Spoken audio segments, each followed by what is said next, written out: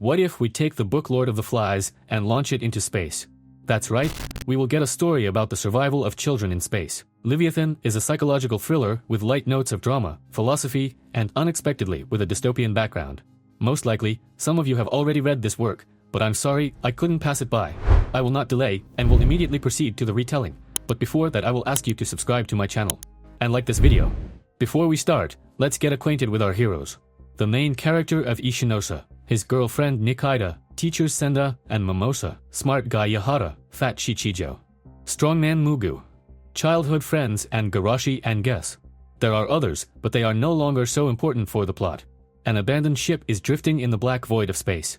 Its bow depicts a Leviathan, a mythical creature of the ancient earth that once ruled the oceans.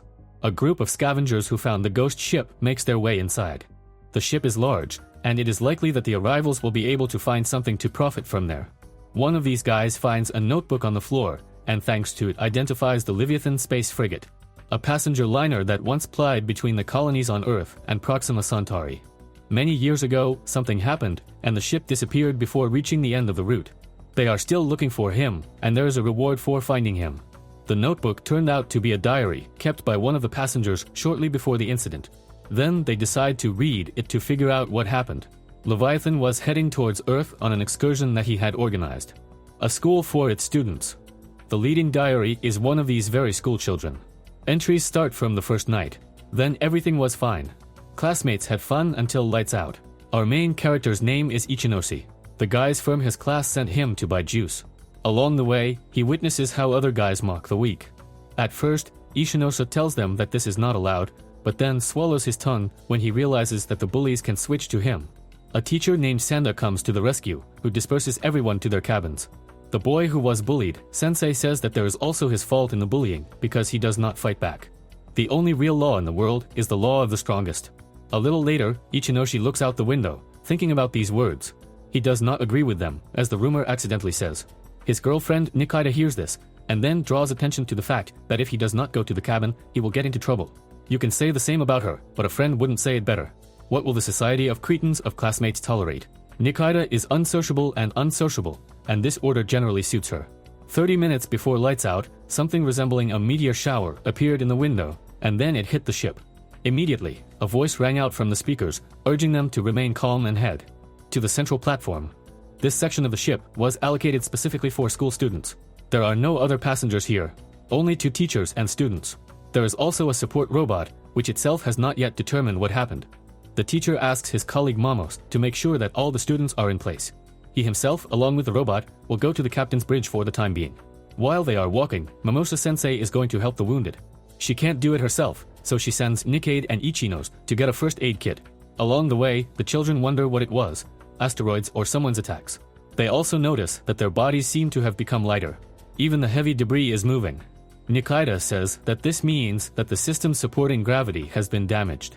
And this, in turn, suggests that the accident could be much more serious. Then, through the porthole, they see a human body flying through space near the ship. Meanwhile, the robot and Sanda cannot get to the bridge. All bulkheads are closed. The first one says he doesn't get any signals from the back of the ship and the engine room. Only the passenger area remains active. In the following frames, we can see how much Leviathan is damaged. Then the man asks to call the army or the police, but this is impossible. The transmitter is destroyed, and the passenger wing is not equipped with it. There is also a microtransmitter inside the support robot itself, but its power is insufficient. And no one responds to the show's signal. Anyway, the ship was stuck halfway between Proxima Centauri and Earth. It will take rescuers several days to get here. In general, the problem does not seem to be significant. Even if there is no transmitter, the company will notice that their ship has not arrived on schedule and will take some measures.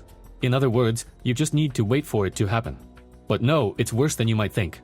The main tank with air reserves has been destroyed. Only the spare one remains, and it will last for 50 hours. If help doesn't come, the oxygen will run out sooner, and all the passengers will die. In case of such a situation, nothing is provided. The company that owns Leviathan is budgetary, and does not have the resources for such a case. Analyzing, the robot finds the only way to survive. Nikita and the Ichinos hear about this, who were eavesdropping on the conversation at that moment. The robot leads Sensei to a thing that can help, and it turns out to be a freezer. More precisely, now it is used as a simple freezer, But earlier this thing was a biostasis capsule for long-term movement of the crew. This is the only way to survive the catastrophe, but there is one thing, but the capsule of everything. Therefore, only one person can be saved. Teacher Senda asked Rolf not to tell anyone else about this, ostensibly so as not to cause panic. We must first look for other ways to escape, and return to this as a last resort. And Chinosi, who was eavesdropping from Nikkei at that time, accidentally drops one of the vials, attracting attention. Children run away. The teacher does not know who it was, but finds a bottle of medicine on the floor. After running away, Nikaido turns to the main character, telling him not to tell anyone about the escape capsule. It will be their secret. Later, returning to the passenger platform, Sensei announced that there was no reason to panic. The ship was damaged by an asteroid, but help is on the way. Everyone except the wounded should go to their cabins. It is strictly forbidden to leave them. The teacher sees that they now have a first aid kit. Momosa Sensei explains that Nikaido brought it. A couple of minutes later, a classmate approaches the girl and says that one of the boys has become ill and asks her to go with the first aid kit and take a look. But in the kitchen, Nikaido meets only teacher Sandu. Her face changes as soon as she sees the bottle and Sensei notices it. She tries to run away, but he closes the door in front of her. He slowly walks towards her, promising that he will not harm the student, but Nikaido does not believe him. The teacher explains that there are times when it is better not to know the truth. Help may never come, and there is only one capsule. Knowing this, a general panic cannot be avoided. Wouldn't it be better for children to just die peacefully in ignorance then? The student says that until they die, Sensei himself will calmly lie down in a cryogenic chamber. Nothing personal. The adult answers, pulling out a knife, but you know too much. Nikaido dodges the lunges and then throws a pot at the teacher. After that, a frying pan flies into his stomach, and after that Nikaido stabbed him in the back. But that's not enough. The teacher closed his hands around her neck. Then the girl pushes him away with her foot. Sensei crashes into the wall, and the knife sticking out of his back goes deeper into his body. Hearing the noise, the others go to the kitchen, but they find only a dead teacher there, moving away, and Chenesi is sick. Then in the dark, he sees Nikaido, immediately realizing who killed the teacher. The girl reminds him that the information about the capsule must remain secret.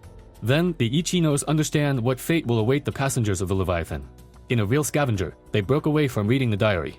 They understand that if the story is true, then there is one survivor on the ship. One of them is also interested in how the lucky one, who was able to dive into the capsule, was chosen. The third one answers that the choice was made exactly in a non-peaceful way. They are going to look for this very capsule. The other one keeps reading to find out which one of them is still alive. And Chinosa set a reverse report on his watch. If the rescuers don't come in 46 hours, all but one of them will die. From now on, he will try to record everything in as much detail as possible. A roll call is taking place in the passenger part now. A guy named Yahara thinks that something needs to be done and asks permission from Mimosa Sensei to look for ways to other zones. Some children are nervous, there is no connection and no internet. San's teacher is dead, and no one believes in the randomness of such a death. Ichinoshi looks around at the others and thinks that even though Nikaido forbade telling anyone else about the capsule, but he himself is young enough, and the advice of an adult would not hurt. The main character goes to Momos, noticing that the teacher was crying. He tells her the whole situation for 50 days, about the inability to send a SOS signal and so on. Sensei thinks that the schoolboy is playing her. Senda said that there would be help, and such a person would definitely not lie. The ship belongs to a company that was carefully selected by the school itself. And Chinosa says that if the teacher does not believe, she can ask the robot, because these are all his words. They go in search of him, but the support robot is lying. According to the machine, there were no reports of damage. The main character understands that he is lying, because Sand had previously forbidden him to talk about malfunctions, in order to avoid panic. And Chinosa informs that the one who gave this order is dead, which means that the instruction no longer matters. Momosa thinks she has seen enough, and therefore is going to leave. Then I worked on the main character, Stronger, and he says that Senda's death was not an accident, but a consequence of the fact that the teacher tried to kill Nikaido. Because of knowledge about the cryogenic capsule, Momosa does not believe a single word, believing that in such a stressful situation, the child simply made up everything, and screwed himself up once again. Finally, she asks Ichinos. After all, he goes to the school child psychologist. At his age, emotional instability is a normal phenomenon, so there is nothing to be ashamed of.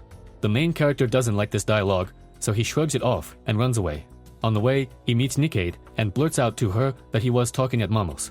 Sensei didn't believe him, so Ishinosa asks Nikaido to confirm his words. But a friend just asks what you're talking about. She remembers how they went to get a first aid kit. Yes, teacher Senda was talking about something with the robot, but they were so far away that their voices could not even be heard. Making it clear that the guy is slightly overworked, Nikaido turns around and leaves.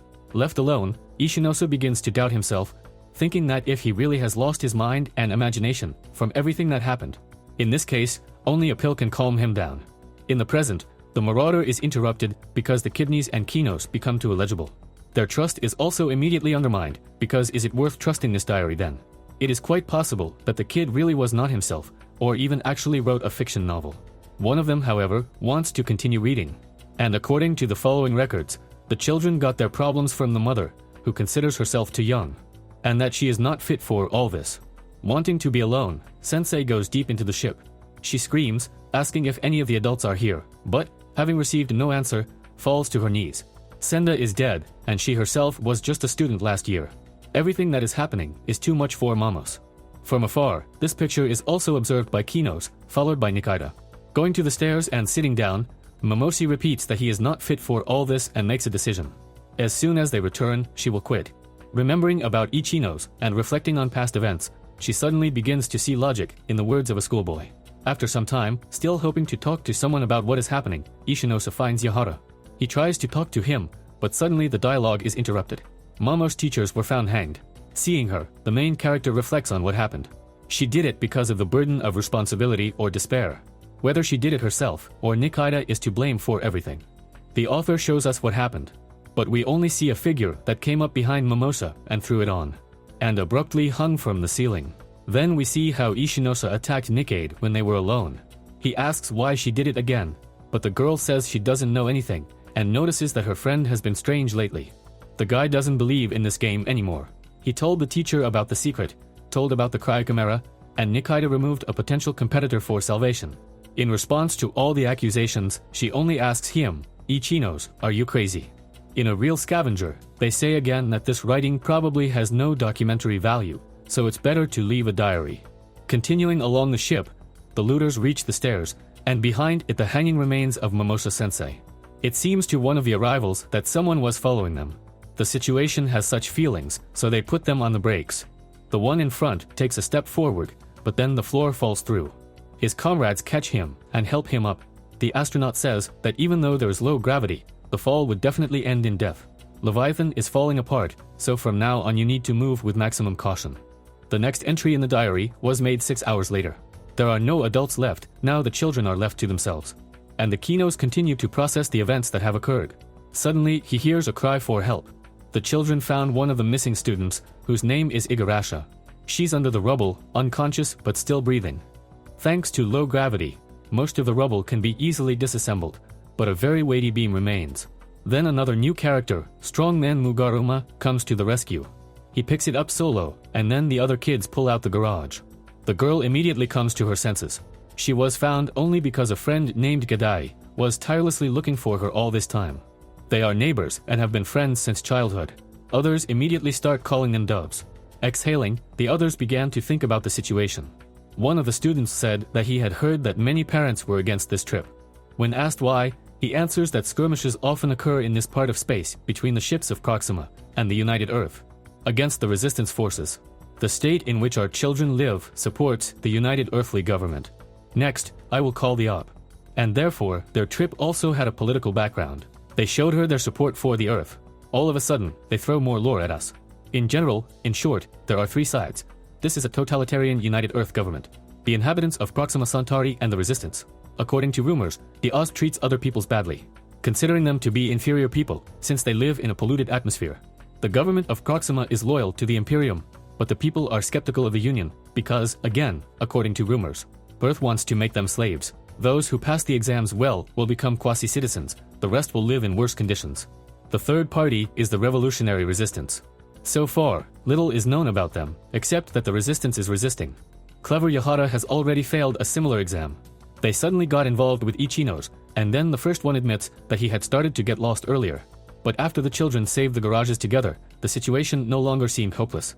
Yahara is sure that if you are with friends, you can do anything. These words inspire the main character. When he met Nikade, Ishinosa approached her and said that if everything he had said before was a figment of his imagination, then what difference would it make if he told someone else? He almost believed it himself, but suddenly realized the following. Nikita tried to shield him from the others. After all, if Ishinosa did not trust himself or others, then the only one who knows about the cryogenic chamber would not be an obstacle to survival. Nikita is impressed that such a simpleton did not fall for her trick. The main character says that Yahara and the rest of his friends, and he trusts them more than the case. Nikita gets angry, asks how it is possible to be so stupid. If he wants to be at one with them, then let him be, but at the same time declares that he does not even dare to tell the others about what is happening on the ship. Now the chances of survival are 50-50. Either Ichi knows or Nikita. But the more a person knows, the less these chances are. Clever Yahara or strongman Mugarama. Who will have a better chance? Will you kill me? Suddenly the main character asks. Then only you will remain. But no, Nikita won't kill her friend. The author brings us back to the found diaries again. One concludes that it seems that Nikita is the patient there. For the rest, her behavior is more than logical because in the real world, people cooperate with each other. Only when there is benefit from it. One of them keeps walking and catches the stretch with his foot. He is immediately rescued from imminent death after a trap has worked. And she wasn't really alone there. The marauders manage to escape, but the further they make their way to the capsule, the more of these traps. Along the way, they continue reading. We are back in the past, and are getting acquainted with a new character, Fat Shichijo, who approached the leading diary of Kino's, with an offer to play something. Other friends come and call the main character along with them to look for a robot to find out what's going on. When they found it, the robot refuses to explain the situation, because there are restrictions imposed on administrators. They cannot be removed, even though the administrator, aka Senda-sensei, is dead. Later, Ichinose worries that he didn't tell his friends about the truth that only he and Nikita know. Then it suddenly dawns on him, his diary is gone. Returning to the passenger wing, he finds him, and with him Shichijo, who immediately asks where the Cryos capsule is located. Fat has read the diary, and therefore is aware of what is happening. And Chinosi is lying that he made it all up, but Shichijo doesn't believe him. Fat does not want to die, and therefore offers the main character to make friends. Otherwise, he will tell everyone else about what he has read. Another friend of Shichijo's approaches, and Chinosi breaks out and runs away into the darkness of a corridor. Find Nikkade, he tells her about what happened. Fat is a selfish talker, so you need to figure out how to be with him. A little later, Ishinosa returns, apologizes to his new friend, and offers to go so that he shows him what he asked for. That is, veiled hints at the Godfather's camera. On the way, Shichijo asks his friend if he will give him a camera for sleeping. And Chinosa admits that Nikita is also aware. The fat one had already asked where she was. But then the main character starts pushing him. As he falls, we see what happened a few minutes ago. Nikita told him that it was necessary to get rid of the fat, but she herself would not do anything. Kinos himself must kill him. The guy is against it, he doesn't want to hurt anyone. The girl slaps him in the face with the words that Gigi made all this mess. She bluntly says that Shichiji never counted. His friend, and therefore he will kill him at the first opportunity. Ichinos believed it, and therefore gathered the courage to play ahead of the curve. Fatty flew over the side, but managed to grab the main character, and even hit him several times. Going down a little lower, and grabbing the edge of the bridge, he asks to save him, and promises to forget everything. When he calls Ichinos, he switches with his friend, and he is already reaching out to his friend Shichijo. And then Nikita appears from behind with a brick. Having received a headshot, the fat one flew to the very bottom, where he met his death, bumping into a protruding pipe. Noticing that it was not so difficult, Nikita asks to let her look at the diary that Shichijo saw. But Ishinosa lied about throwing it away. After that, he goes out into the passenger compartment and meets Yahara. The second one claims that it is necessary to gather everyone and discuss further actions. After all, there are no adults anymore. The meeting place is the dining room. While he's announcing it to everyone, we see the guy who was bullied initially. Now the bullers are doing the same thing. Water on it. Here we find out that the bully bunny's name is Shikara. A passing classmate is told to stop, but Shikara does not understand what kind of bullying she is talking about. They are friends with the victim, and this is just a game. Shrugging their shoulders, the girls continue to chat sweetly, promising that they will always be friends. At this time, Nikki approached Ikenosi. This is one of Shichijo's henchmen. Actually, he came up to ask where Fat had gone. The main character replies that he doesn't know. In the dining room, he took some food, noticing that everyone had already eaten. Suddenly, the students are discussing something among themselves, without taking their eyes off Ishinosa. Nikita eats quietly alone, in the back of the dining room. The other students ask Yahara to start the meeting already. But then someone notices that not everyone has come yet, there is not enough Shichijo. Hearing his name, the main character choked up. When someone asks where he's gone, Nikki replies, "Ask the Kinos about it, too." Gigi pretends that he does not understand what he is talking about, and then begins to hang on. Nikki saw him and Fat go somewhere down the corridor, and then finishes off that Fat told him about the diary and its contents.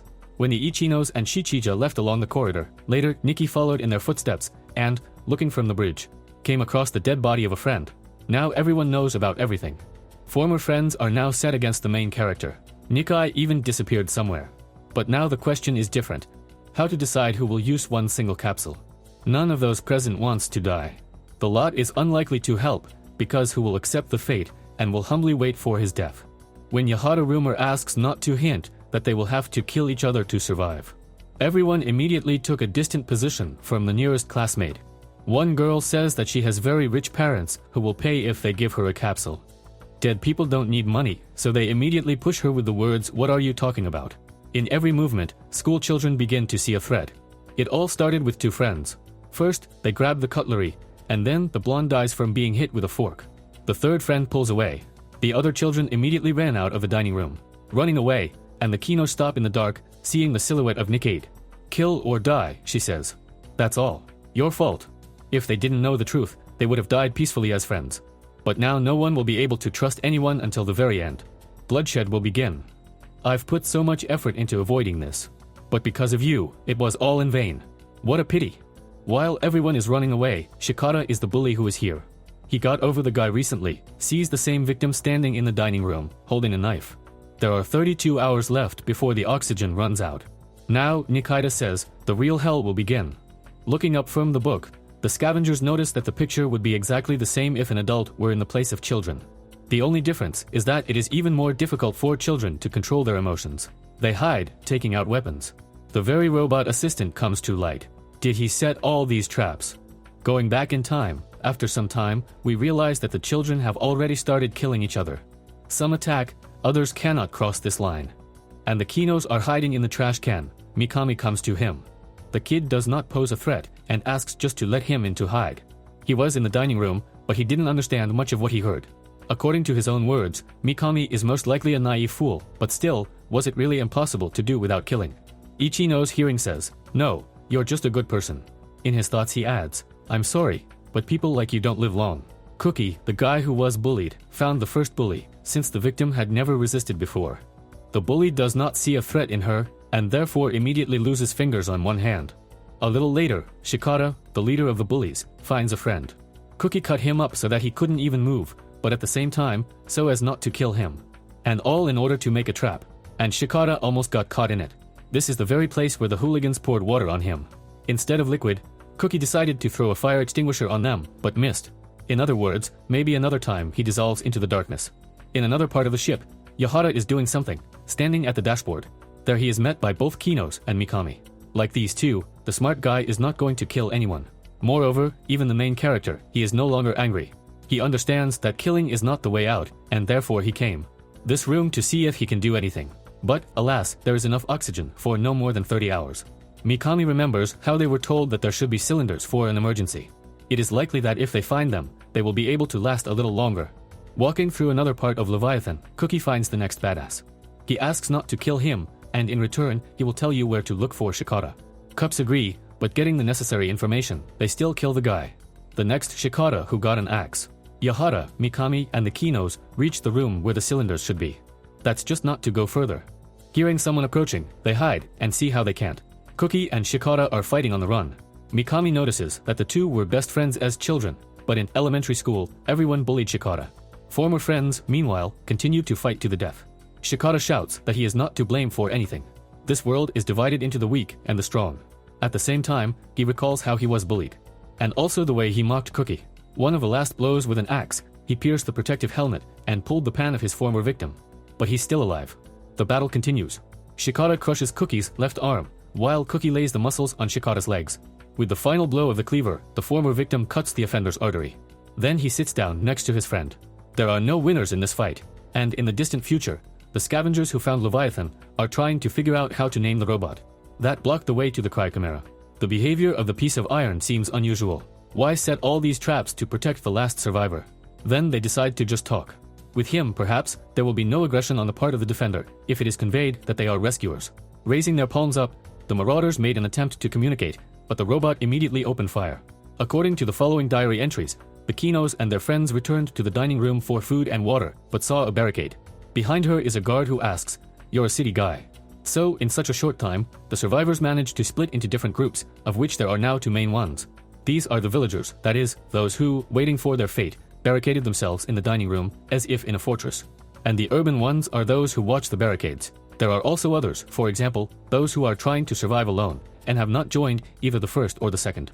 The class division happened not because of the fact of who is in which part of the ship, but because who lived were on the Proxima Centaurus. Different children attended the school.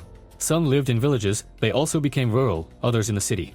Now Mugroma is considered to be the leader of the city. Yahara was immediately elected the leader of the villagers. The relationship after the formation between them heated up instantly, because the city all the time make raids on the fortress/canteen. Plus, the separated initially disliked each other because of their habitat on Proxima. Nikaido also lives among the villagers. In addition to groups, those who are trying to survive, some guys have joined a gang to harass girls. And right now, we are being shown one of them. The boys attacked the nameless one, who was always skipping classes. The girl tries to fight back, which only angers the others. Then there's another schoolgirl hooligan Nanasa, who immediately throws all the boys. They run away. The dark-haired woman rises and introduces herself.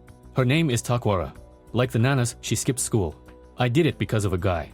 The hooligan understands her, she herself was in exactly the same situation. The girls agree on the grounds that both hate boys. Tokur is a germaphobe, and the boys are not only dirty, but also vulgar. Nanasa offers to lure these perverts into a trap and kill everyone. A little later, these guys, in search of another victim, stumbled upon Tokur again. Seeing that the dark-haired ones are left alone, the spermatoxicosis fraction is coming closer. Then the girl substitutes something like a stun gun, knocking over the head of the squad with a strong discharge. Then a hooligan comes out of the darkness with a giant ball on a chain. Together, the girls scatter all the guys, but at some point Tokura loses his vigilance, and at the same time gets stabbed. Pineapples are distracted to finish off the guy and rush to a new girlfriend. Another of the unfinished ones immediately appears from behind and hits the hooligan in the back. The guy is glad that he was able to kill her. He knows about pineapples. A victim of sexual assault. Not only him, everyone knows about it. And this is true, and therefore the hooligan will make every effort that she has left so that Tokura does not go through the same thing. She throws the ball forward, but misses. Although we can say that it is successful, because the weapon still catches up with the ladder. Remembering what I don't want to remember, the hooligan hits the guy for the last time, and then falls next to her friend. You're not dirty. Finally, the hermaphobe Tokara says, you are the purest girl I have ever known. After all, no one could defile your heart. We are transported to the dining room. The city began a raid on the village. Unfortunately, 4 offensive turnovers. The yacht improved by the smart guy has become even more criminal. In addition to the peasant with a spear, an unsafe environment appeared in the form of oil and scattered glasses. In addition, the village leader put people upstairs to throw heavy objects at the city. Yahara does a great job as a leader. A little later, everyone gathered to discuss what to do next. Yahara ponders, maybe it's worth giving the city half of the food in exchange for them not attacking them. Some people agree, and the Chenas are strongly against it. Suddenly having grown testicles, the main character says that Yahara, although the leader, is not their king, therefore, they are not obliged to obey his orders. The smart guy is angry, but he does not intend to argue, and therefore offers everyone a rest. While some are resting, and Chinosa is on guard duty, as am I the hut that guards the second passage. One of the comrades comes to the main character, offering to replace him. However, while everyone is sleeping, someone from the city still managed to sneak into the dining room and start stealing food. He was spotted and immediately attacked. In an attempt to defend himself, he accidentally stabbed a village woman with a knife. The city was surrounded and began to beat. Yahara intervened, trying to stop the senseless killing. Then suddenly the question arises, how did the city get into them at all? Yahara and Ichinos were on patrol. The villagers want to ask the city, but he has already died from his injuries. The sight of the corpse makes the stone sick, and it moves away. Yahara is furious, not understanding why people are still killing unnecessarily.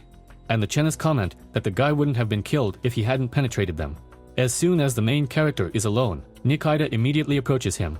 She asks his opinion. Can there really be additional passages to the dining room? Or someone who was on watch deliberately let in the city? She doesn't suspect Ichinos, which can't be said about Yahara. After all, he was the first to talk about the truce and the division of Taviant. And it's strange that it was after his statement that someone suddenly made their way inside.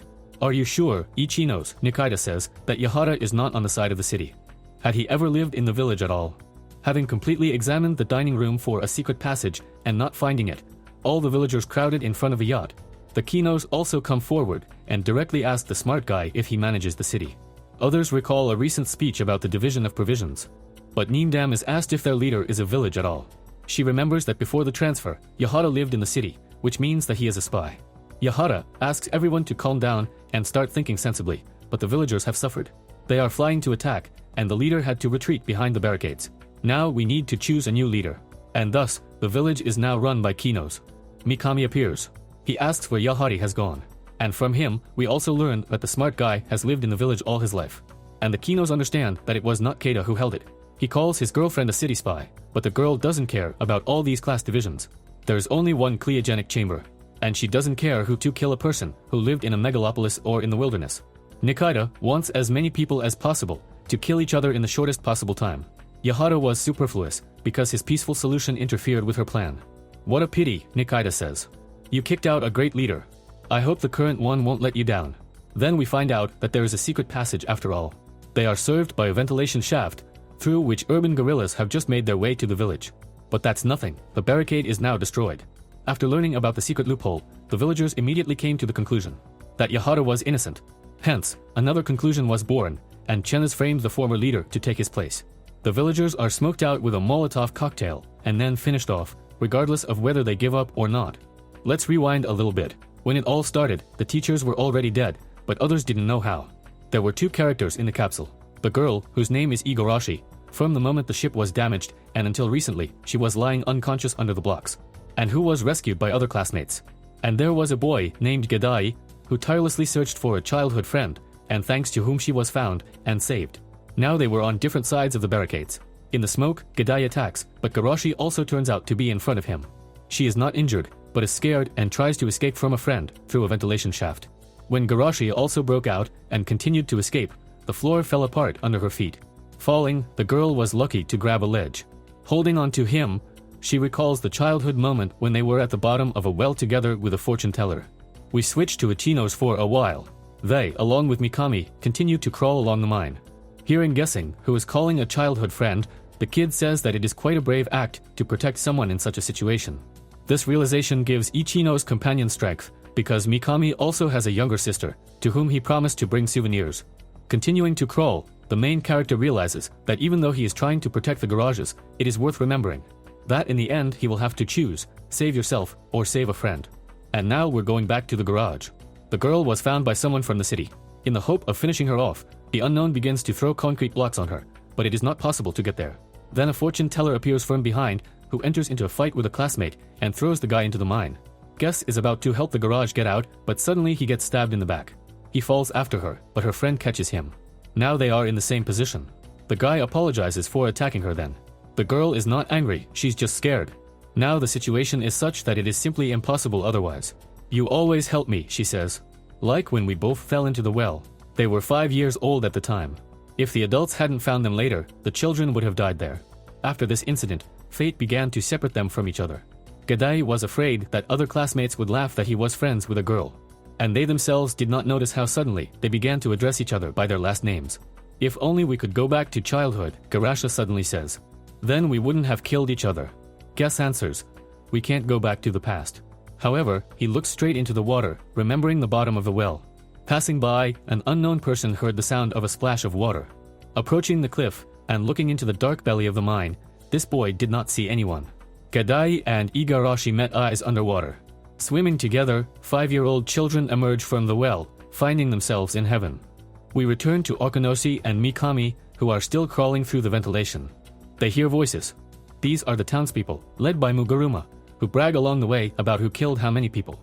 Another group of them is coming to the meeting with a report on how the storming of the dining room went.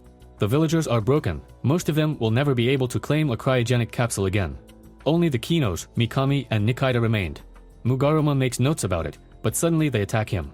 Knowing that the leader is the strongest here, the others decided to take advantage of the numerical advantage. But Mugaruma kills everyone. With the words, "I do not cease to be surprised at your power," Yahara comes out from behind. Mugaruma asks, "Do you want to solve everything here too?" But the smart guy doesn't want to. He has only one goal, and the name is her and Kino's. The main character gestures to Mikami to turn around. They are about to leave, but Mugaruma hears their movement, and therefore attacks. Children fall down. Ishinosa immediately tells Mikami to run, but the kid asks to leave without him. He was deeply wounded, and therefore the child will not be able to go far. Ishinosa abandons a friend who has already seen the approaching shadows of his killers. Mugaruma says that Bayahara took care of Mikami, and the head of the city himself will find the main character for now. The smart guy says Ishinosa is his victim, but he understands that it is better not to contradict Mugarumi, and therefore gives up. The main character hides, thinking that he did not even dare to imagine that he would deal with such an opponent. In elementary school, Mugaruma was frail and weak. According to rumors, his father beat him all the time, which is why the current strongman always came to school with bruises and fractures. When the guy grew up, he became stronger. In his school, he became the strongest. Then he stopped coming to school with beatings, and they say that once he almost killed his father himself. Mugaroma is the strongest of the students. It is he who has the highest chances of surviving in such an environment. Meanwhile, the strongest one came around the corner, meeting with the main character. He reacted instantly, grabbing him by the neck. And Kinos dropped the spear, but immediately pulled a knife out of his pocket and stabbed Mugarum. Then the villain threw his victim into the wall, and she started to run. Practically ignoring the injury, the strong man followed. Ishinosa runs to the storage room, where he starts looking for weapons, but finds something more valuable, a weighty chance to win an oxygen tank, which will last for 30 minutes. That is, now he has 30 minutes more time than everyone else. Mugaroma also reached the storage room. Going inside, the first thing he sees is a Chinosa on a loader, which immediately goes on the attack. A battle begins between the two. Despite the preponderance on the part of the main character, the strongman nevertheless manages to fight on equal terms. At some point, he completely separates the mechanical limb from the loader with an axe, climbs the second one, and hits, but misses and falls into the cabin. And the Kinos overturn Mugaromo, and then goes on the attack again. But even here, an overbuffed schoolboy manages to fight with a loader. However, while his hands are busy, Ichinoshi takes an axe stuck in the cabin and attacks the opponent in the shoulder. The strong man is in a delicate position. On the one hand, Ichinos with an axe, on the other, the loader still continues to press. Remembering the beatings of his father, Mugaroma repeats that he will not lose. But at the same time, he has already reached his limit. The machine pushes the Silac against the wall, and then the lifting mechanism pierces the chest. There are 6 hours left until the end. And Kinos returned to the place where they fell, but there he finds neither Yahara nor Mikami. Meanwhile, Nikaido reached the cryogenic capsule. The looters continue to read the diary of the main character, amazed at how much the number of children has decreased. They begin to wonder who is in the capsule. One bets on Nikade, the other on Yahara. What I read in my diary, it remains to believe only in the main character. It's time to find out. Having placed the explosives, the scavengers let the robot get closer. First, they undermined the support under him, and then attacked with all guns. The mechanical creature has nothing to do with bullets, and it immediately rushes to the enemy. When suddenly it gets stuck in a futuristic trap in a spider's web. The final salvo from the rocket launcher finishes off the support robot. The ship itself was damaged from this attack, and therefore the consequences immediately began. The ceiling began to collapse. They managed to escape, but now they will have to act even faster.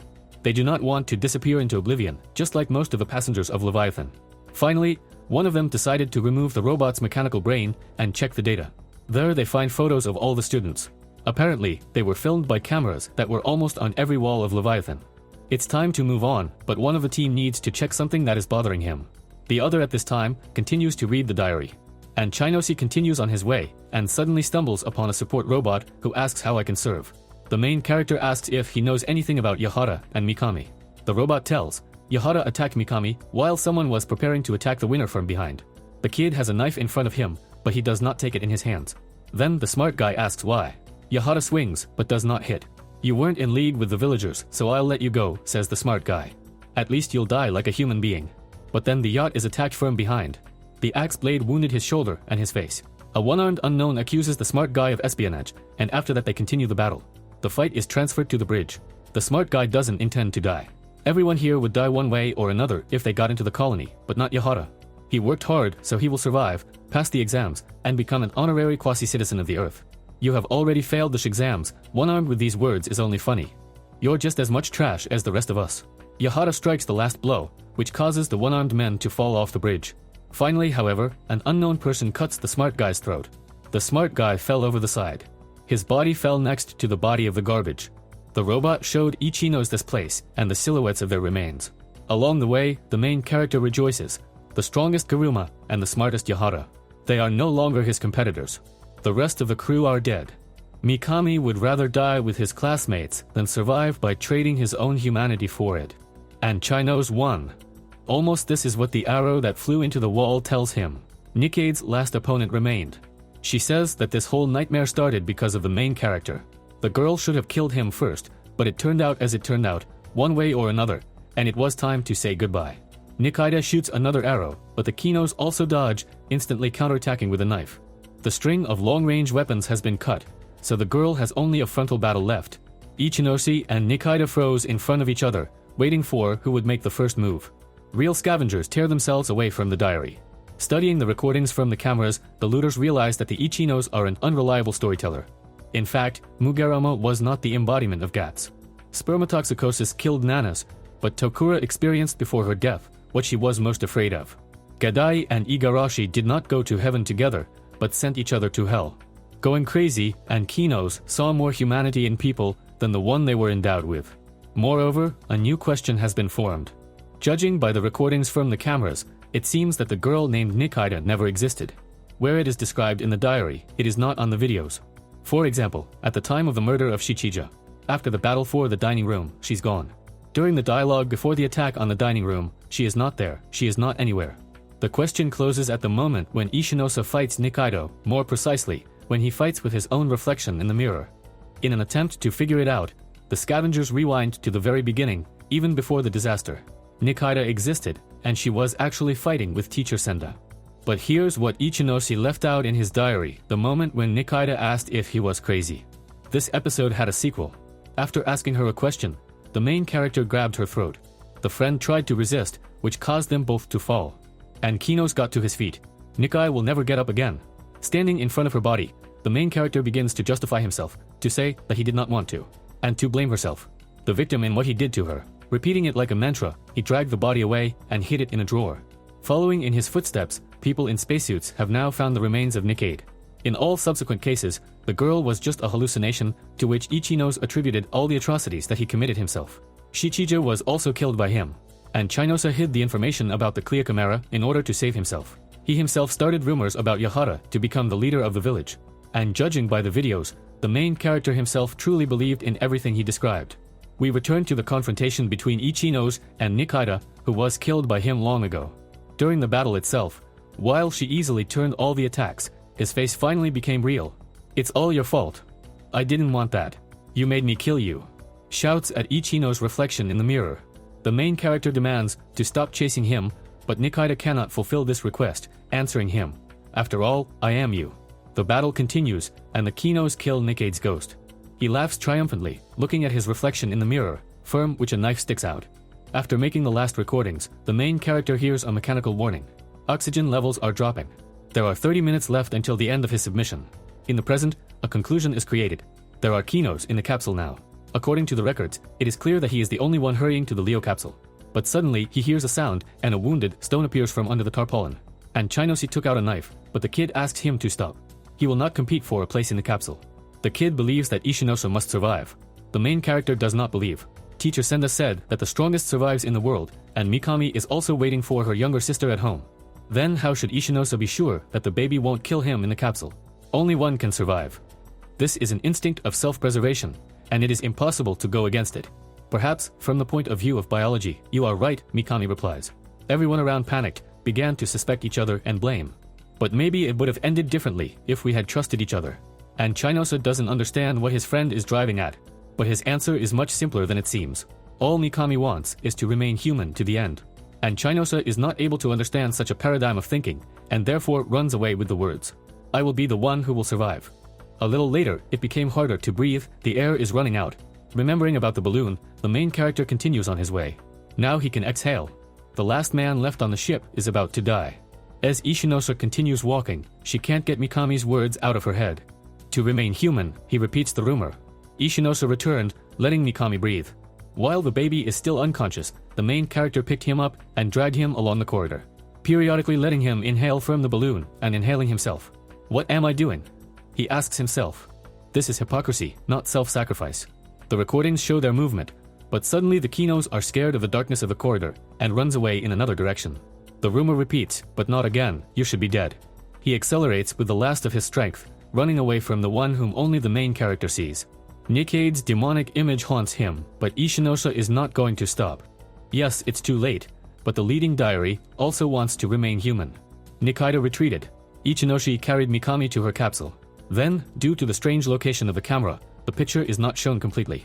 But we know that Ichinoshi prepared Mikami for the capsule dive. The last step remains to activate it. But the Ichinos are in doubt whether he is doing the right thing, because he also wants to live.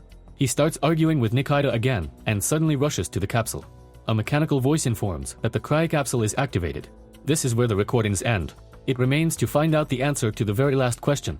Did Ishinosa remain a man, or did he change his mind at the last minute and choose life? People in spacesuits reach the capsule. The survivor is Mikami. Next to the capsule is a skeleton squeezing an oxygen tank. In the end, Chinosi was able to remain human. To save the survivor, you will have to wake him up. Having normalized the oxygen level in this part of the room, the astronauts take off their helmets. The cryocamera opens. Waking up, Mikami gets scared. The scavengers explain that they have come to save him. The boy is surprised because he did not know that he would survive, because all this time he was unconscious. They explain to him that Ishinosa decided to save his friend. They point to the skeleton. Mikami immediately approaches him and says thank you. One of the looters gives him a mask, hiding his face. But Mikami recognizes him, and therefore calls him by the name of Yahara. The man refuses, but the others are wary. This man joined them right before the start of this expedition, so little is known about him. Plus, as far as others remember, the smart guy was slashed in the face. A gun was immediately pointed at him, so he is forced to tell what happened. Yahara was a decoy child who was forced to observe the progress of the experiment. The smart guy had no way out. The cause and effect relationship clearly led from refusal to death. A bonus for consent will help him to enroll in school, despite the failed exam. The experiment begins as soon as the children come on board. Yahara was provided with all passwords and classified communication channels, given access to surveillance cameras, and information about hidden escape pods. It was all set up. Yahara was not disclosed the reasons, he was just a pawn. He secretly managed to look into the project folder. Leviathan is not only the name of the ship, but also an old book, according to which people are selfish by nature, and are capable of everything up to killing for their own benefit, and only states and laws that define the boundaries of what is permissible are a deterrent for an animal called a man. Yahara does not know what they wanted to prove with the help of this experiment, but before his fall, the regime began to do terrible things. It didn't care about human lives. Discrimination against colonial residents, even outside the ship, was part of it. Yahara was supposed to be an observer, but he had no idea what hell would unfold on board the Leviathan. Earlier, the robot gave incorrect information. His throat was not cut, and Chinosa again acted as an unreliable narrator. Believing the words of the support robot, Omnic only faked his death by throwing off a headless body next to that guy. He told the robot that he couldn't take it anymore and had to get out of here. The mechanical observer is against. Refusing to complete the task would violate the terms of the contract, but the smart guy didn't care. Yahara escaped using one of the secret capsules. There he lost consciousness, and when he came to, he was captured. The fascists who picked him up could not view the data, because there were resistance ships nearby. They decided to wind up fishing, having previously saved the coordinates of Leviathan to return later. Hearing, Yahara tries to remember them. The guy went to jail.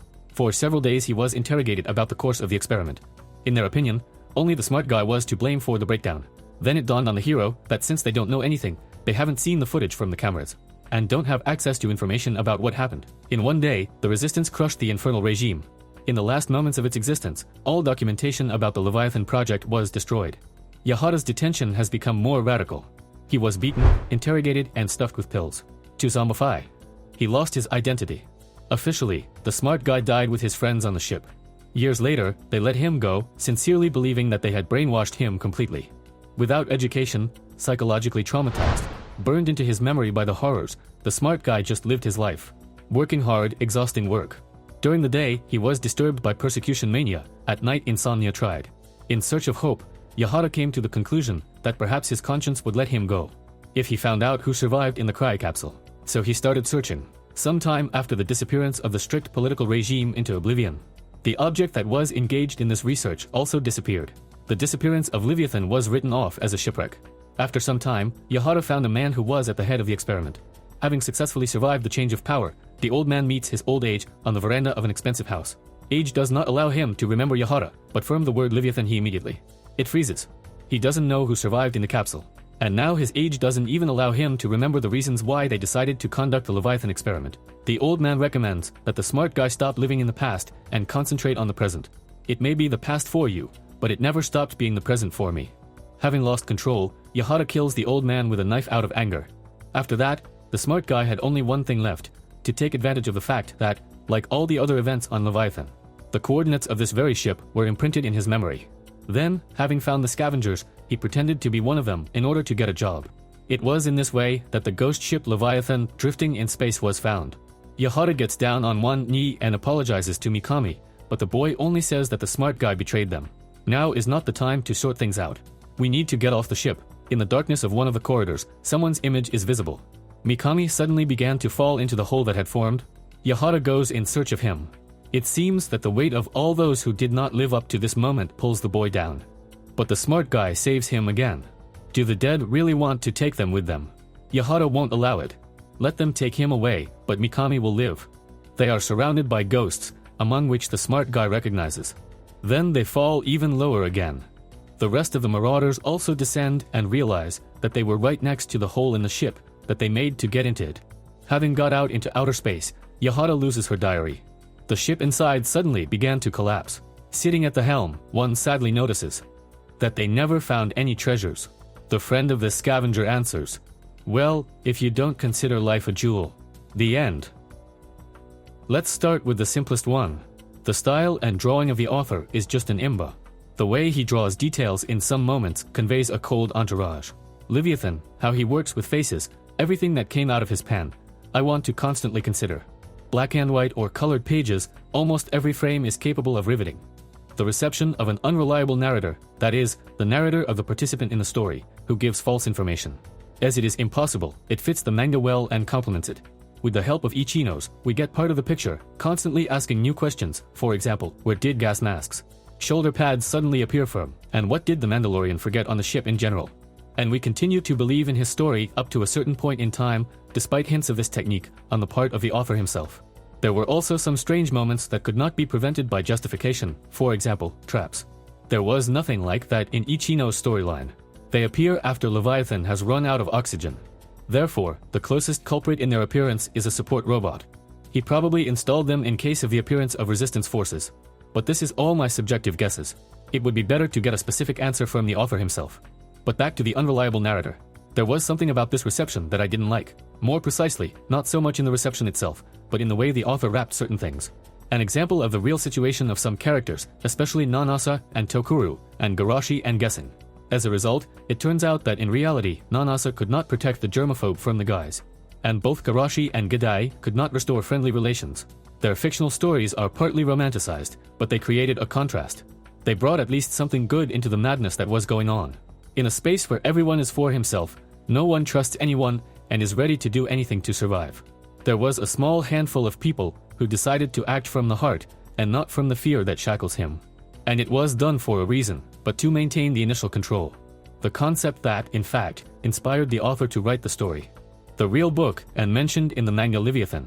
Leviathan, or the matter of the form and power of the ecclesiastical and civil state.